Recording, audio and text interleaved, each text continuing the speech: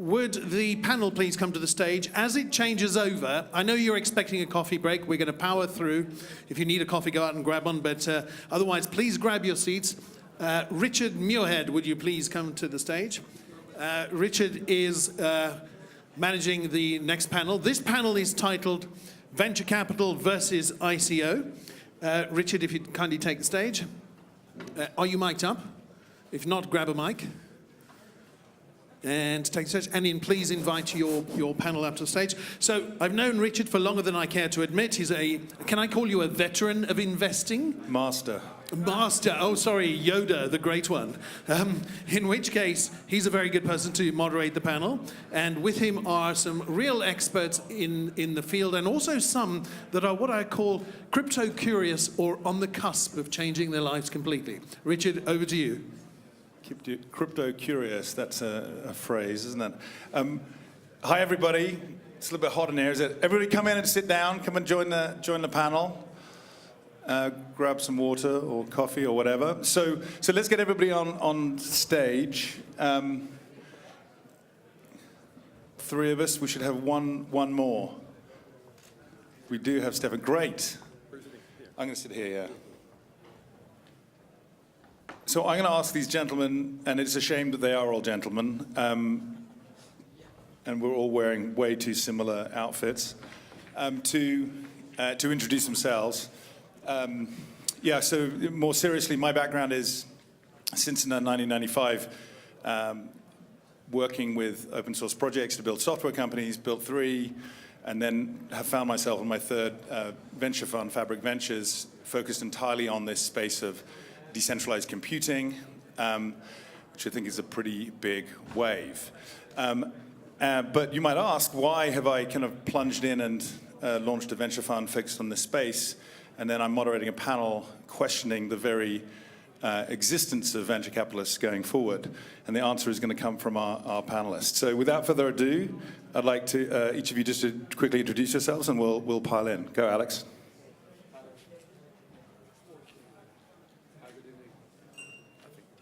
Let's swap. Hi, good afternoon. So we are a VC fund based in Luxembourg, investing in early stage in the US, launching soon a growth stage fund focused on tech. And I have to say that if we are seen as a traditional venture platform, in a couple of months we'll be tokenizing our first spin-off fund on the blockchain from Luxembourg, and I think it's going to be part of the topic tonight. Thank you. Hello, everybody. I'm a co-founder of Red Alpine. Red Alpine is, for more than 10 years, a classical VC investor. We're meanwhile started to raise fund number 4. And here the question is, should we tokenize the fund, at least partially? I'm an early crypto enthusiast, and that is somehow a bit an internal conflict, because I see there is a lot of potential with the crypto economy. Nevertheless, it also threatens to basically disrupt the classical VC model. So that's going to be an interesting internal conflict here. Hi there, I'm Stefan. I'm definitely a crypto curious at this point, not as far as those two yet. With Speed Invest, it's an early stage tech fund out of Vienna. We invest across Europe. We've made 80 investments since 2011, just raising our 4th fund. And indeed, I'm also, as a fintech guy, we've been involved in companies early on like N26 or WeFox, Payworks, many others. Whether or not we should also think about tokenizing at least some part of the second closing. Yeah, good afternoon. My name is Christian Saller. I'm a general partner at Holzbrink Ventures. We are, if you want to, a very sort of old world traditional venture fund. We've been around for 18 years. We have about $1 billion under management. We raise like 10-year funds from institutional investors that are very much, as I said, sort of in the old model, non-tokenized model of venture capital. And we've done a lot of stuff in the past that has been quite successful, like Zalando and Delivery Hero and all sorts of other successful companies. And we're, of course, very much looking right now what this new model of ICOs and raising capital for a startup company in a very different way than from the VCs that has been done in the past, how this is going to affect us as a venture fund. Thanks, guys. So just to further emphasize where I've ended up on this, and then pass back to the panelists, I've kind of adopted a phrase which I think I've kind of bastardized from several different sources, which is that tokenization is turning out to be to ownership what digitization was to content in the last couple of decades. And I think we've seen, whether it be movies or TV or print or music, the impact has been pretty radical, including at the level of kind of the functioning of our democracies. So given that, it seems pretty likely it is also going to impact the venture capital world and the capital markets in general. And this gentleman here, Alex, is already venturing boldly into that space and is going to tokenize his fund. So how is that going to work in terms of liquidity? How are you managing liquidity? That's my first question. And the second one is, how do you cope? So trying to be really practical, how do you work the fund to cope with the challenge of follow-on funding for your portfolio? So I have a question for the audience. How many of you hold at least one cryptocurrency? Okay. How many of you are invested in a VC fund? Well, that's the issue here. So I mean, why? Mic drop. Mic drop. Yeah, I'm sorry. 4. That's the issue here. Why would VC be kind of an elite sport, segregated, illiquid, with long lockups, LP-GP relationships, and complex, sometimes LPAs contracts that are hard to read and understand by any lay investors? What we think is that at one point you've got to embrace blockchain in a way that will empower and fractionalize and democratize VC. So now you have millions of people buying into ICOs, which are not securities yet. And the SEC stands, and most regulators now are kind of pushing the envelope and saying that most ICOs may be actually securities, and that it's like buying equity. So VC and ICOs are going to collide, and VCs have to move on-chain to embrace the trend. So one of the main features that we see for our investors by tokenizing a fund is liquidity. Liquidity impacts investors at 2 levels. The first one is ability to trade in, trade out, increase your exposure, lower your exposure over time, and don't get into a lockup that will take you for 10 years. Even that is hard to sell, and that's why the VC class is collecting much less than any other private equity class. Risk is one thing, illiquidity is another. The other point is that if you look at the typical financial system, if an investor wants to invest in a fund, he looks at 2 things, the liquidity premium and the risk premium. If you remove the liquidity premium from the equation, you end up lowering your expectations in terms of yield. Not saying that VC will do a bad job, but it will make the asset class more affordable, more understandable. That's what we call liquid IRR. And this time value of money will create value. Because if you can capture now increases in NAV in the short term after 1 year, 2 years, that's worth more than €1 in 10 years. Okay, so but if you're an entrepreneur and I want to be sure that you're going to be in a position as a fund to support me throughout my entire journey, how are you going to make sure that that's the case? Well, the fund per se, and I can't disclose it right because our white paper will be out in a couple of weeks, but we will raise the entire fund up front, and we found a way to structure it to allow not to have a J-curve in terms of IRR. Because you can tell us here. No. Yeah. We are working on vesting bonuses on the first investments, which will give a premium to the early stage investors in the fund. Overall, it's a feature that allows to make up for the upfront commitment by the investors. And over time, you've got your investors' cash to invest in projects. And that's how it's going to work. It's closer to an investment corporation. If you think of Warren Buffett being the first investment corporation, Berkshire Hathaway, it's a way you can have long-term capital and follow on with your investments. Super, thank you. So let's move on to Michael. I'm going to try and keep it sequential and fair. So that topic of liquidity, if it's going to generate value, how is that going to be actually delivered by venture capitalists? They're not really used to liquidity. Yeah, absolutely. This is probably going to be a new world for the VCs, and I see that on many or several levels. First of all, if you hold tokens or coins, then there may be opportunities to sell those coins when the price is getting higher, and then you have to develop as a VC skills that commonly are being found these days at hedge funds. So basically, the VC is not just investing and holding and trying to grow the value of its holding. He has also to learn to trade. And I think this is something fundamentally new. I believe also that providing liquidity on the fund level is going to add value, because it's not going to be illiquid asset class which your money is going to be locked up for 10 years. If you can trade your fund shares, that of course will make the investment more attractive as soon or as long as it's tradable. And with having tokens, that's much, much more easy. But if we go back to the question of liquidity, but also the mechanics of liquidity, you know, how does that look in this new setup? If you're assuming you're investing in a token, not just that has utility in a network.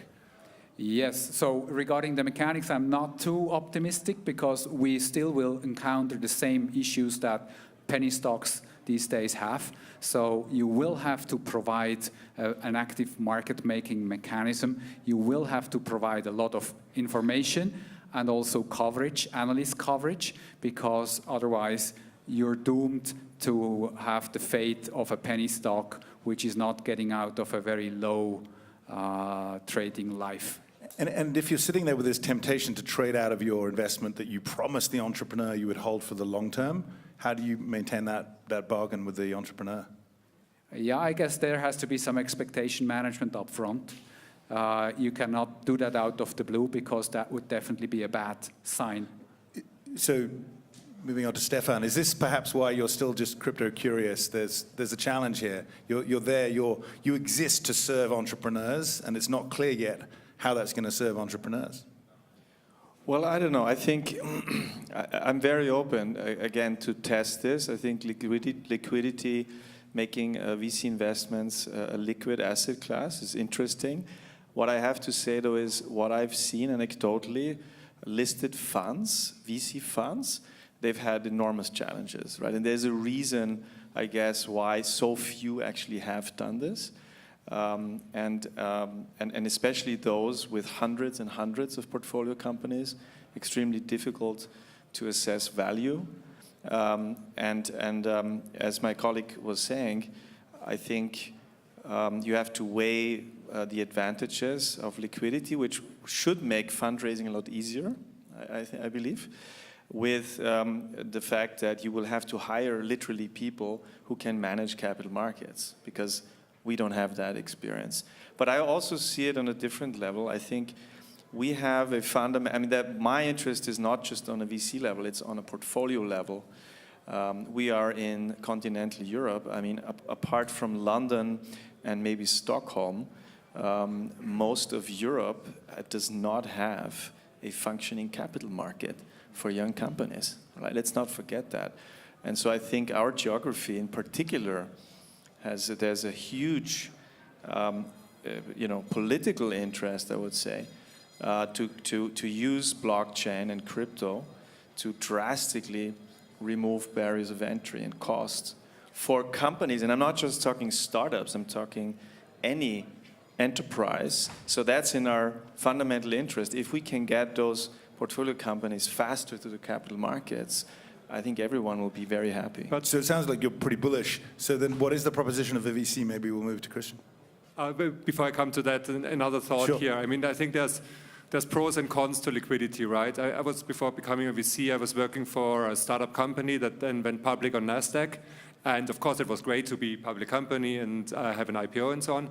But after we went public, everyone was watching the stock market every day and sometimes several times per day. So instead of focusing on the long term and how to build the company, we looked at the short-term fluctuations. Now, at the time when we went public, we were already a pretty big company, so the fluctuations weren't so big.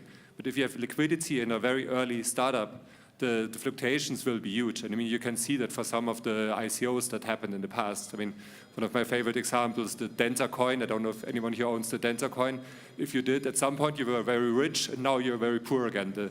The market cap over the last 3 months went from 100 million to 3 billion, back to 100 million. So it went up by 3,000%, and then it went down again by 97%. And I find it very difficult to see how you can actually work on the long term building a company in a situation where you have these fluctuations and everyone is an owner and everyone feels this every day in their personal wealth. So I think, as I said, there's a pro and a con to liquidity. And maybe for very early companies, it's not even good to have liquidity. But the other question you just asked, I mean, that's a very interesting question because, I mean, VCs, we pride ourselves on not only providing money, but also providing like value to the companies. And yeah, probably that is true. And if you talk to an investor if you talk to an entrepreneur who has been successful, usually they will say that the VCs they had on the board helped them a lot, but also they didn't have another opportunity, right? They had to take VC money because that was the only way to raise capital for an early stage company. Now it's possible to raise capital through an IPO. Maybe don't give up any control rights, don't even give up any equity if you raise a utility token. And so it's a really interesting question. Will entrepreneurs still come to VCs and take money from VCs? Which is a little bit like having a parent where like you get money from the parent, but also it comes with a lot of rules. Or will they go through the ICO way and take money from the public market, but there's basically no rules and no tough parent attached to it? But if I imagine us all being publicly listed through crypto. The funds, rather than the funds, correct. I mean, the relationship between us and the LPs will dramatically change, no? Because I mean, at the end of the day, the LPs, I know a lot of them personally, and they basically trust us to create, a net IRR above 20% over 10 years. And so they don't call me every day. They don't call me every week. They get a quarterly report. There's events we do. They get to know our startups. Now, that relationship dramatically changes once you're listed. Imagine our stock goes up and down like the one you just described. You're going to sit on the phone all day with your LPs. I'm not sure that's a lot of value add. I think there is one other element that needs to be considered as well for everybody who is going ICO now and in the future. If you're a young company and now suddenly you have several thousand investors, that's a really big difference from having 1 or 2 VCs where you can sit at the table, discuss stuff, discuss why you're delayed, discuss what can be done. So suddenly you have 2, 3, 5, 10,000 investors, and they want to see you deliver. And if you don't deliver, they really show that to you that they don't like it by selling the token. This is a completely different world, and it has a lot of challenges. Okay, allow me to disagree a bit. I think that transparency, I mean, if we're here, and because we believe in decentralized trust, smart contracts, and the fact that blockchain is going to impact the life of potentially everybody in the coming years. I agree on the reporting complexity, how do you imagine NAV, but overall, what you want is transparency overall, even in VC, even private equity, real estate funds. Long lockups are a way sometimes to say, well, we need capital in the long term, which is true as a VC fund, an investor. But at the same time, if you're doing a good job, why don't share it? Why not show it? And just say, your token may move alongside NAV reportings and expectations could create volatility. But down the road, as we saw this morning, volatility is typical of young markets, and we have to start somewhere. And we all know that as investors in crypto.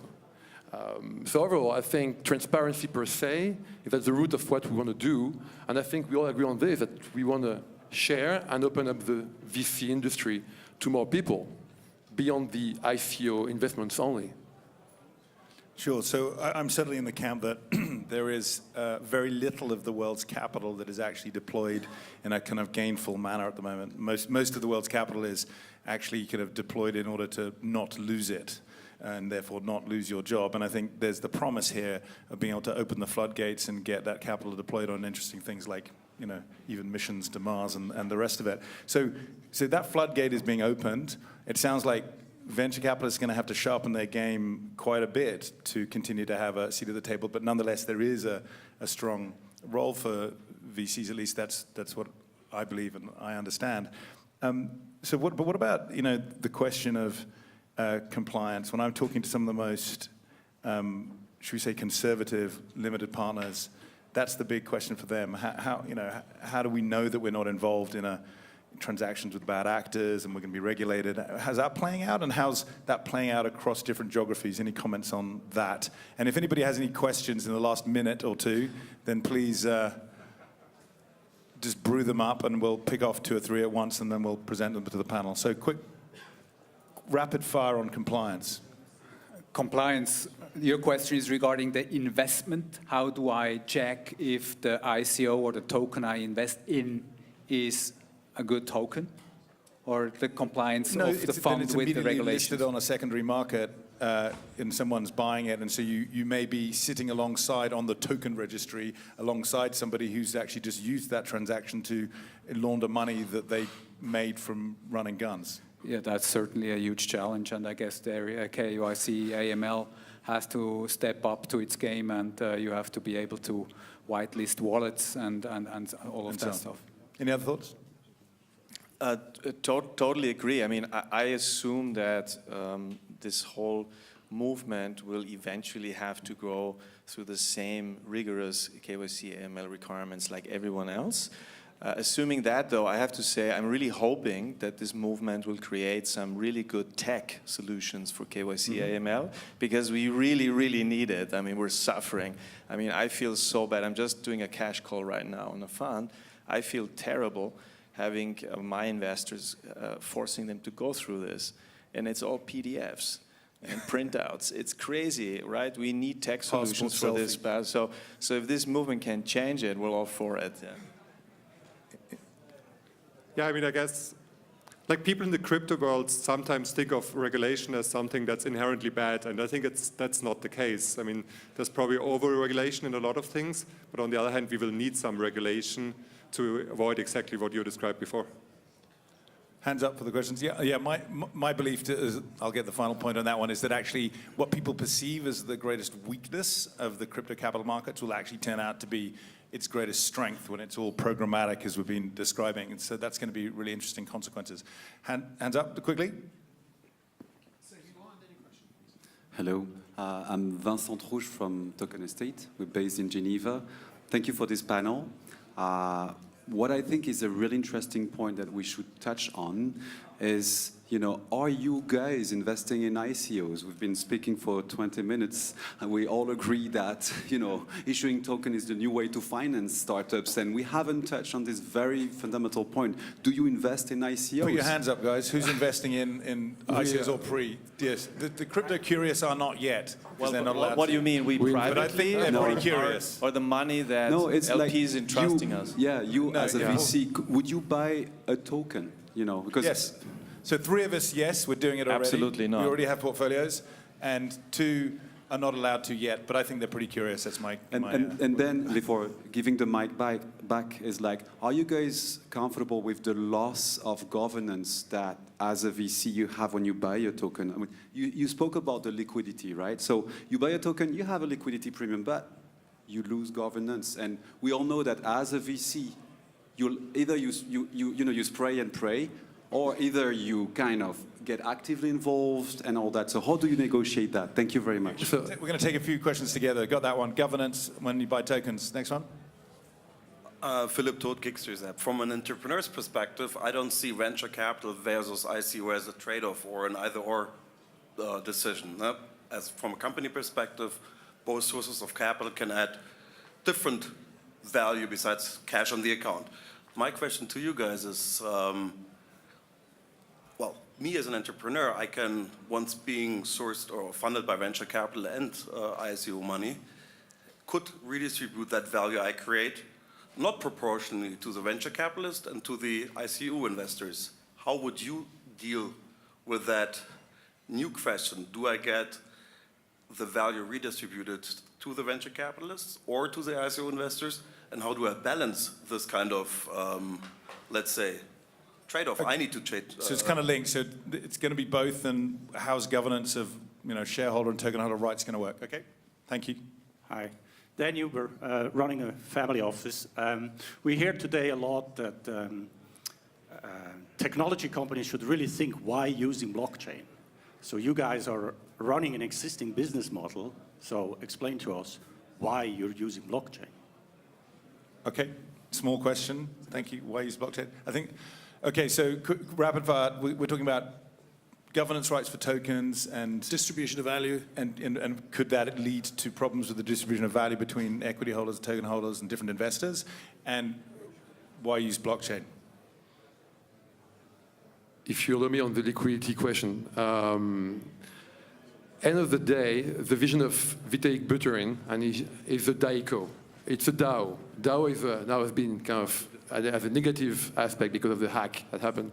But you think about the mantra of what they are building with Ethereum, it's like a decentralized, autonomous venture capital fund. And 5 years ago, I went back to my university 10th reunion, and I asked one of the professors, Josh Lerner, who is kind of the VPE guy in the US. And it was back then when crowdfunding was taking off in 2012. And I asked him, do you think crowdfunding is going to displace VCs? And he told me, I don't think so, because you still need expertise. At one point, what you mentioned about governance is that maybe you could introduce in this tokenized fund incentivized deal flow.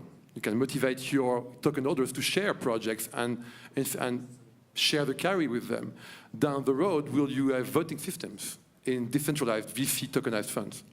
So that's maybe the end of the story. Lots more innovation possible in this programmatic world. I would agree. Keep it rapid fire just because I think we're over time. Next. Thanks, Alex. The main question with the governance is especially on the utility token side, and there I agree, it's not solved, at least out of the perspective of a VC. When it comes to tokenized equity, then of course you can have voting rights in the token, and that can be executed by the VC. And maybe if you have a large enough stake, then you even get something like a seat in the board. So that still can remain in the same and we see way. a lot of the best deals or best opportunities are normalizing to that kind of standard. Yeah. And I mean, I think the honest answer is we don't know yet, right? I mean, in the old world, as a VC, we invested in equity and we got a lot of governance rights. In the new world, and it was clear that if a company is successful, the value will be in the equity. In the new world, it's not clear, is the value in the equity or is it in the utility token? Maybe you want to be in the utility token and the equity doesn't have any value in the end, or maybe it's the other way around. And it's not clear yet how governance will be distributed, will be important, will be implemented in these models. So if we have this panel again in a couple of years, I think we will all be able to give answers. Right now, it's still all very fluid. So just the small question of fundamental valuation techniques. We could do that on another panel. Stefan, anything about? We're good? Eric, are we done? That was my favorite panel. Thank you guys very much. Thank you. You're our favorite moderator.